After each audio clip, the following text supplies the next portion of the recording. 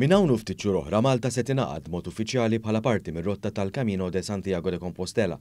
Il-Camino huwa rotta ta' oriġini medjevali li hija popolari ħafna ma' pellegrini li jimxu distanzi twal sakemm jaslu fil-Katedral ta' Santiago de Compostela fir-reġjun ta' Galizja fil-Majstral ta' Spanja.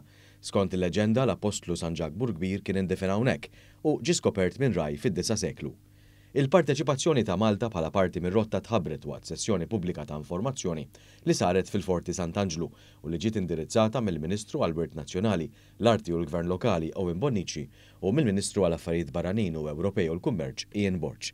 Il-Camino de Santiago huwa netwerk kbir ta' rotot tal-pellegrini li jiġbor fih madwar 400,000 persuna bi 300 minnhom Maltin u għalhekk li ġiet ikkreata rotta magħrufa bħala Camino Maltes li b'madwar 3600 km se taqqat lil Malta ma' Sqallija, Sardinja, Barcellona u eventwalment Santiago de Compostela. Il-Ministru Owen Bonnici faħħar il-ħiliet tal-ħaddiema tal-Heritage Malta li f'idejhom u għafdat ħafna mix-xogħol u wasqar li l-Gvern se jkompli juri impenn biex joħloq inizjattivi u avvenimenti tal-ogħla livell.